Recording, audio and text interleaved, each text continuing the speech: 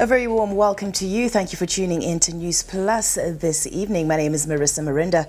Let's take a look at tonight's headlines.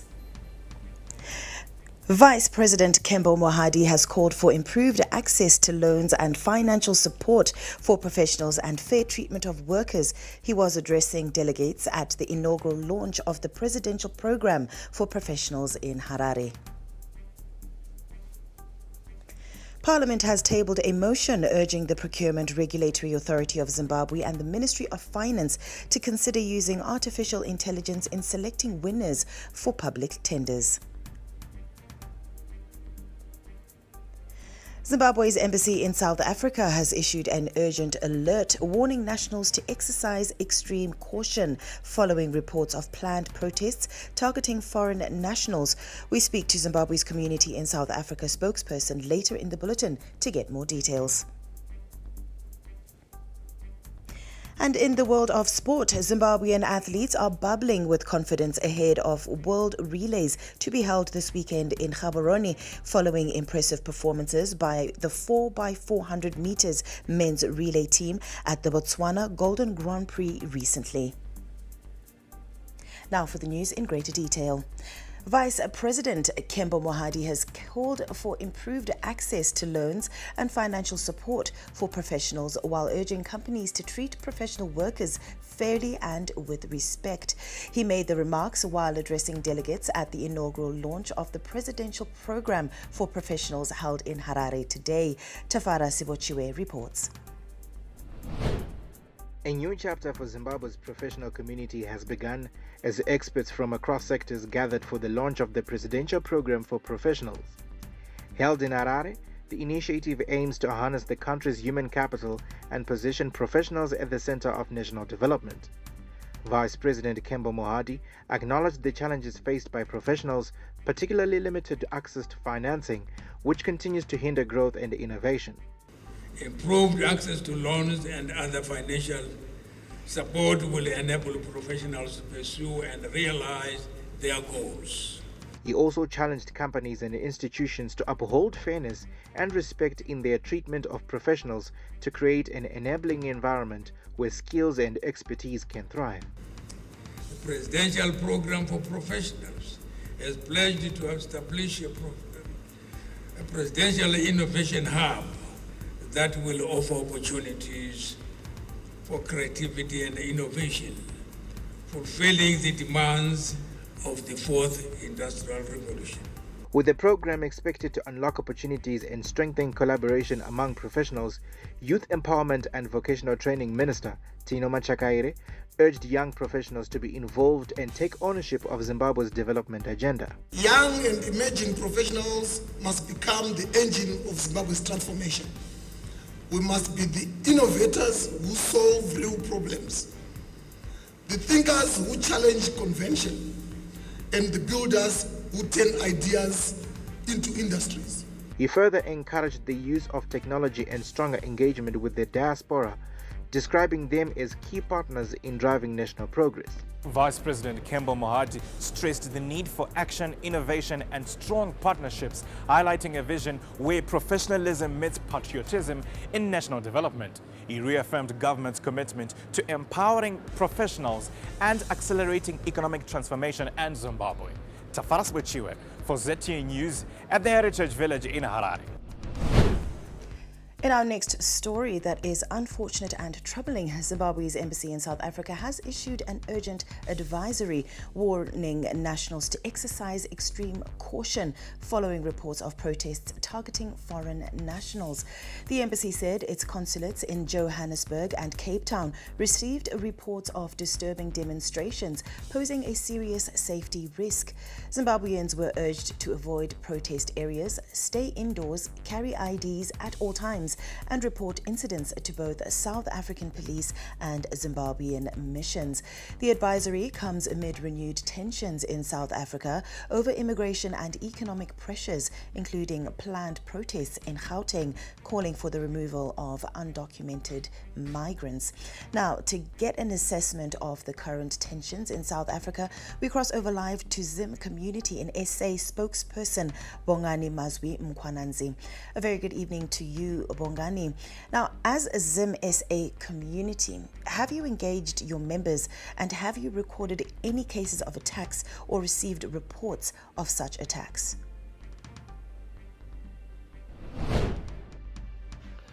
One of the realities that we cannot ignore is the feeling and sentiment of South Africans who would feel the migration into South Africa, especially the undocumented migration, is problematic for them. While diplomatic pressure can be applied so that the rule of law is followed in South Africa, it's quite important for our own diplomats to report back at home the crisis that we end up having, being economic migrants and even some political migrants. So we have tried to engage. Thank you, Bongani, for that. And we do hope there is going to be safety for the foreign nationals in South Africa. We move on to our next story, where Parliament has tabled a motion urging the Procurement Regulatory Authority of Zimbabwe and the Ministry of Finance to consider using artificial intelligence in selecting winners for public tenders. This is a bid to improve transparency and ensure the most qualified bidders are chosen for government projects. Our reporter Sharon Munjenjema has more details. The motion was tabled by Emakhandeni Luveve legislator Decent Bajila, who expressed concern over past allegations of nepotism and irregularities in the awarding of public tenders, where questions were raised about undeserving contractors being selected and failing to deliver. Allegations and complaints around corruption, around nepotism, and so on and so on. Legislators who debated the motion expressed support, citing past instances where projects were poorly executed and took long periods to be corrected. One example raised was Lorraine Drive in Harare, a key access road to the new parliament in Mount Upton, which was badly handled by a local contractor and took considerable time to be rectified.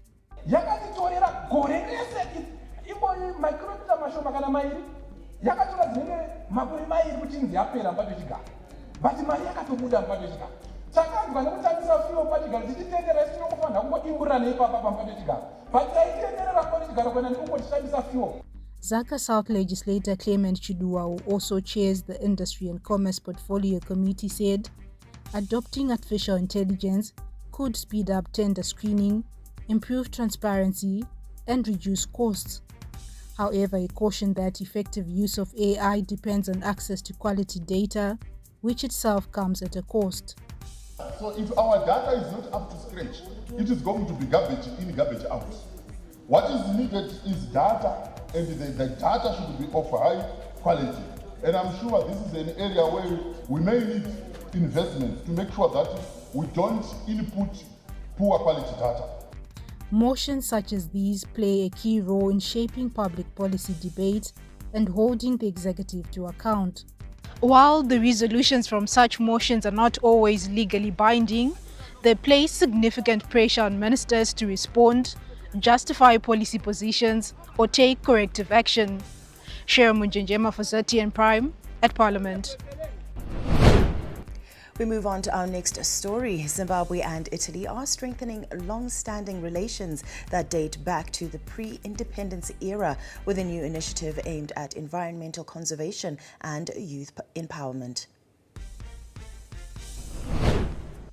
Italy has provided €1.5 million to support the conservation of the Miombe woodlands located along Zimbabwe's border with Mozambique. This was revealed by the Italian ambassador to Zimbabwe, Giuseppe Gisali, on this Wednesday in Harare, where he had a courtesy call with the Minister of Environment, Climate and Wildlife, Evelyn Ndlovu. Officials say the partnership reflects a shared commitment to sustainable development as both countries work together to safeguard natural resources while creating livelihoods for young people. Because they are the future leaders to look after our environment and climate, and we agreed that we are going to continue to work together in empowering our young people in terms of conservation and climate change related issues. Zimbabwe's Minister of Environment, Climate and Wildlife, Evelyn Ndlovu, said the two countries will continue to support each other at the United Nations and also in the area of wetlands conservation. We have a facility which we received from Italy, 1.5 million euro facility to conserve the woodlands, the Moyambo woodlands. The Italian ambassador to Zimbabwe, Giuseppe Salion, said Italy is strongly committed to supporting Zimbabwe preserving its land.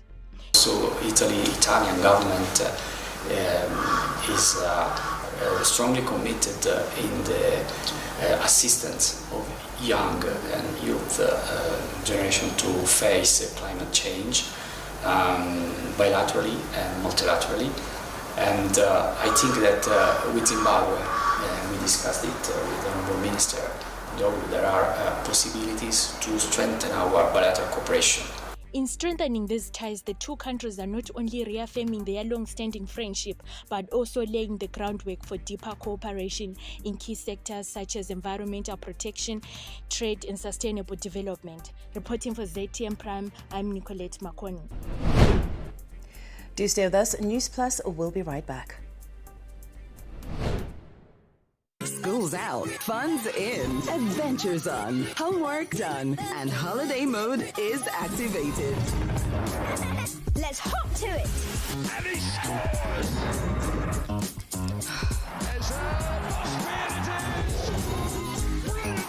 This is your time. Holiday mode activated. Get and stay connected to DSTV and choose from a world of amazing kids entertainment.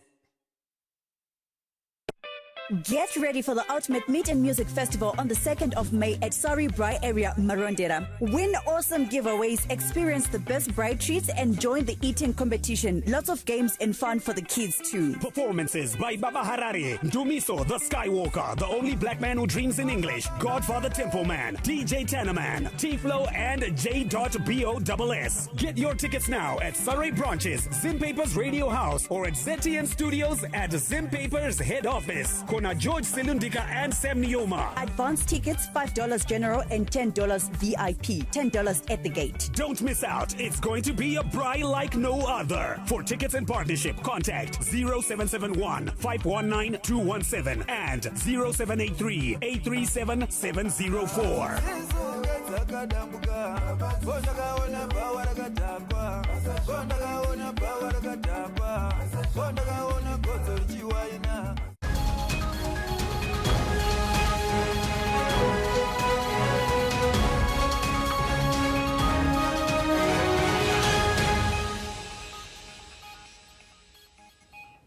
Welcome back. You are still watching News Plus right here on ZTN Prime.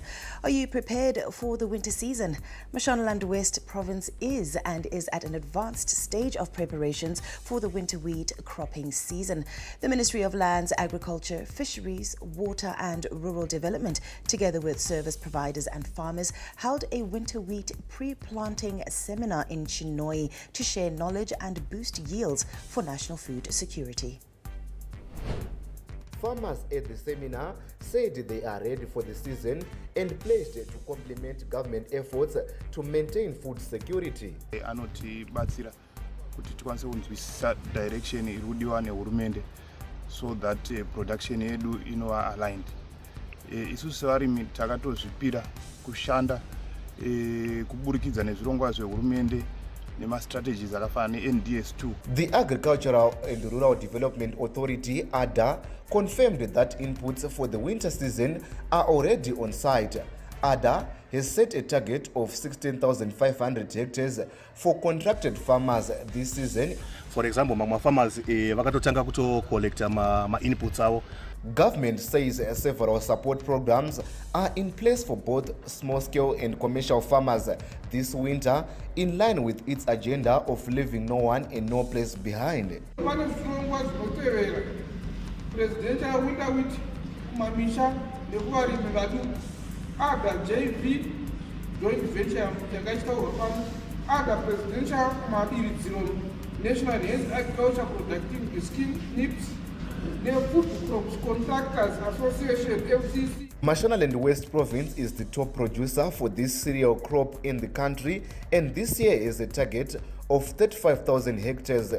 The province has an irrigation capacity of 80,000 hectares from available water sources. Reporting for ZTN Prime in Chinoi, I'm Paddington Muguti. We move on, where there are renewed calls for Zimbabwe and Mozambique to deepen economic cooperation as the two countries move to strengthen trade and investment ties. Minister of State for Provincial Affairs and Devolution for Mashonaland East, Advocate Itai Ndudzo, says enhanced economic collaboration is key to unlocking growth and development for both nations. He made the remarks on the sidelines of the 66th Zimbabwe International Trade Fair held in Bulawayo last week.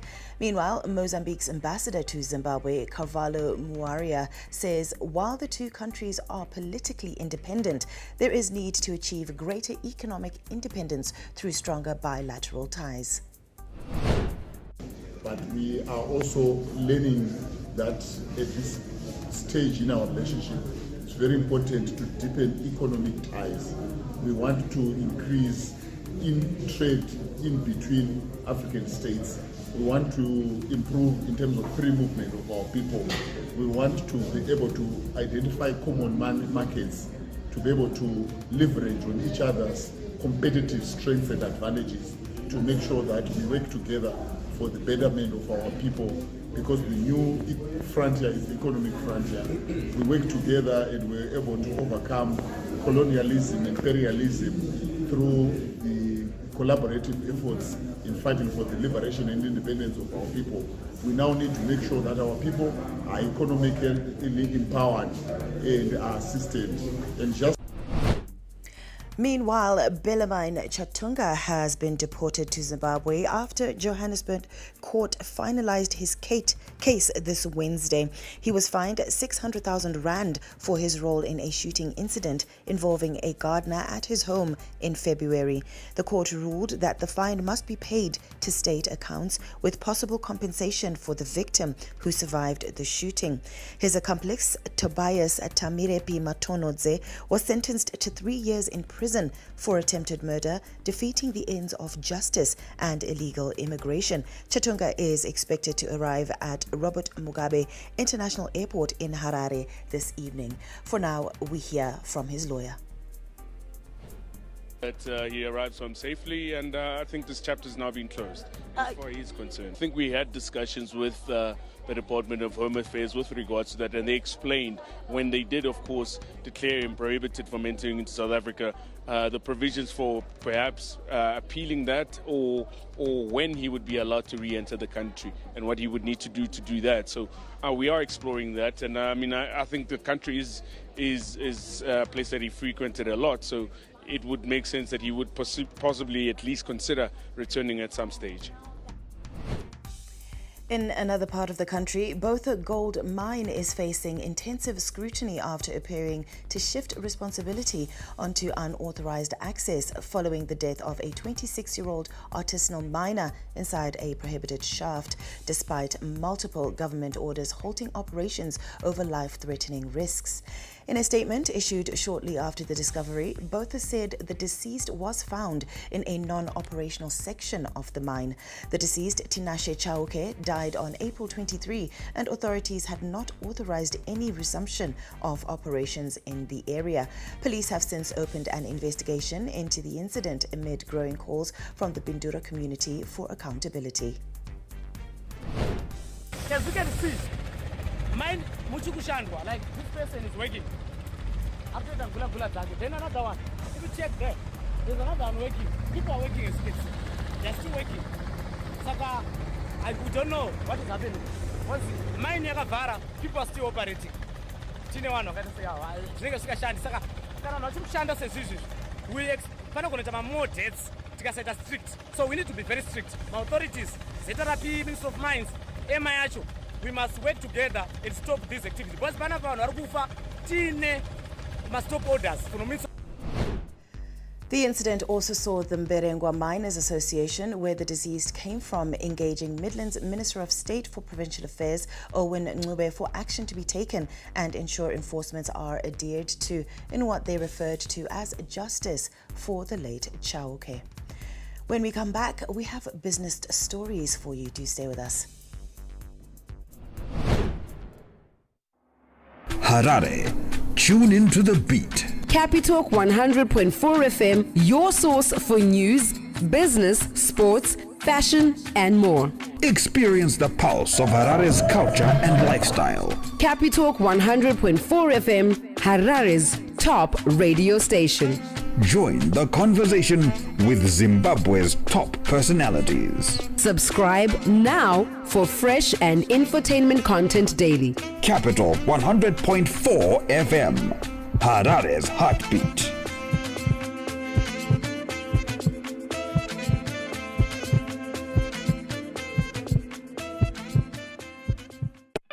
Get ready for the Ultimate Meat and Music Festival on the 2nd of May at Sorry Braai area, Marondera. Win awesome giveaways, experience the best braai treats, and join the eating competition. Lots of games and fun for the kids too. Performances by Baba Harare, Dumiso the Skywalker, the only black man who dreams in English, Godfather Temple Man, DJ Tanaman, T-Flow, and J.BOSS. Get your tickets now at Surrey branches, Zim Papers Radio House, or at ZTN Studios at Zim Papers Head Office. Kona George Silundika and Sam Nioma. Advance tickets $5 general and $10 VIP. $10 at the gate. Don't miss out. It's going to be a braai like no other. For tickets and partnership, contact 0771 519 217 and 0783 837 704.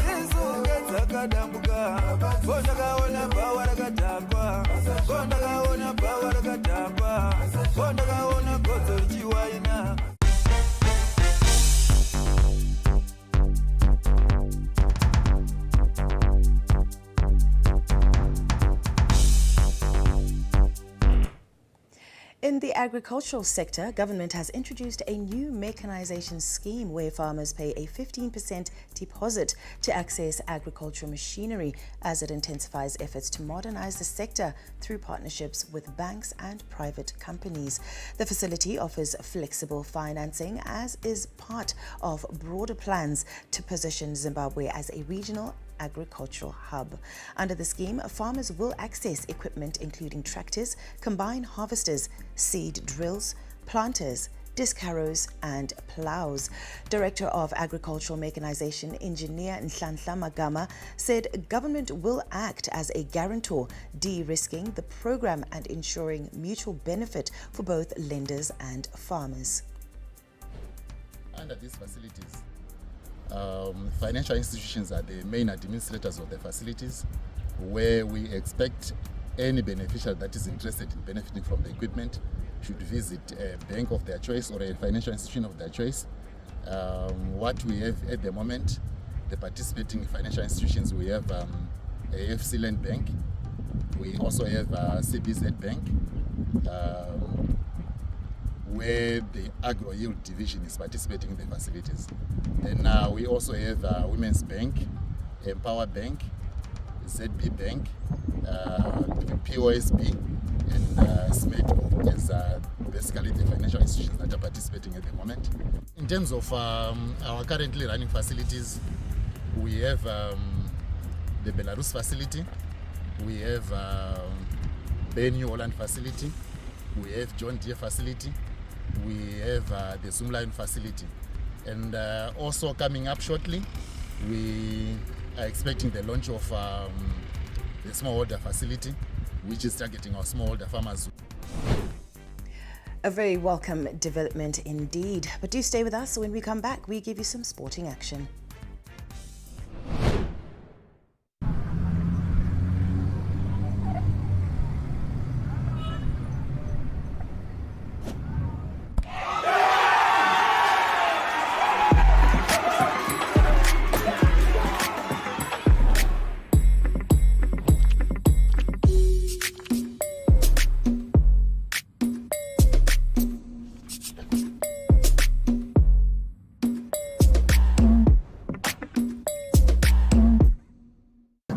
me Racer X, or in this case, Racer J. Put your seatbelt on.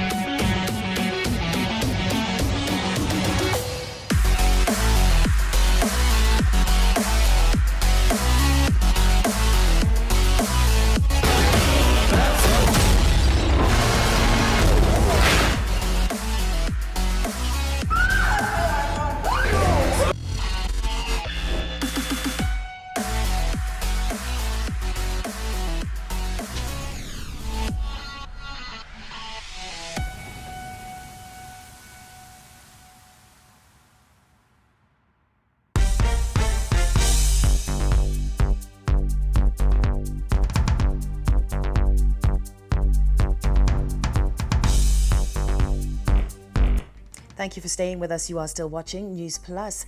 Zimbabwe national team athletics coach Phakamile Lisimati said the performance of some members of the 4x400 meters men's relay team at the Botswana Golden Grand Prix recently has given them confidence that they can compete at the upcoming World Relays in Gaborone this weekend.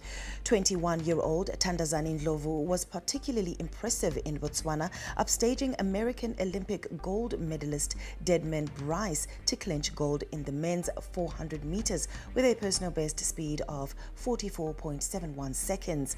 Speaking ahead of the World Relays in Gaborone this weekend, Lisimati shared the team's target for the meet.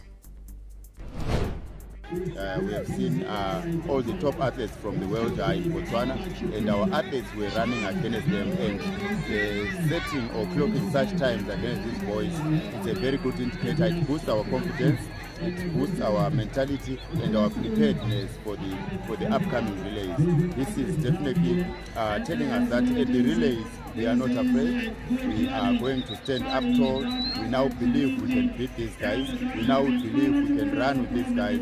And as a nation, we are excited, quite excited with this performance and these times that these guys have done in the individual events in Botswana. And we are hoping that at the World Relays, our team will not only compete at the opening events, but will proceed up to our targeted goal of qualifying for the World Championships next year, which means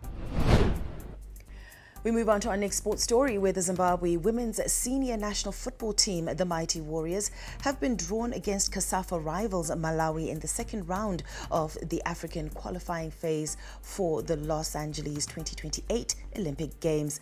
Zimbabwe is among 29 nations exempted from the first round of qualifiers. In the opening stage, 6 of the continent's lowest ranked teams will compete for the 3 remaining slots in the second round. As part of the draw, the Mighty Warriors have secured the advantage of playing their second leg match at home. Both fixtures are scheduled to take place in October 2026.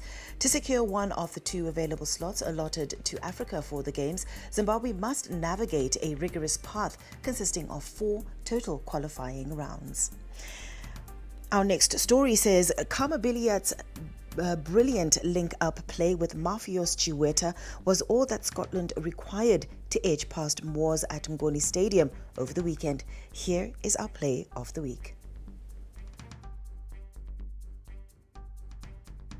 Here we go with the counter-attack. Mafios Chiweta leading a 2-on-2 at the moment, trying to find Kama Billiard. He does. Billiard with a back heel flick. Here we go. Mafios Chiweta with a shot. Flicked in.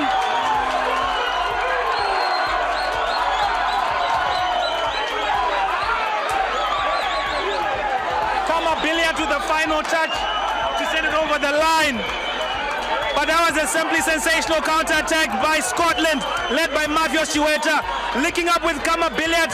Chiweta with another brilliant chance, with a brilliant touch rather, to open up the shot. Saved initially by Teddy Asbaye. But the rebound came off a Moors defender, and Kama had a simple touch over the line to finish it. Moors there getting a taste of their own message. Look at that flick on from Kama Billiard. Chiweta with that touch creates space for himself, takes a shot, Bayer saves, bobbles off the defender, and then in the end. I want to thank the club, the coaches and the players. of the week right there. That's all we have for tonight's edition of News Plus. My name is Marissa Miranda. From me and the crew behind the scenes, we say have a splendid evening and see you again tomorrow, 7 p.m. sharp. We leave you watching the Weather Report.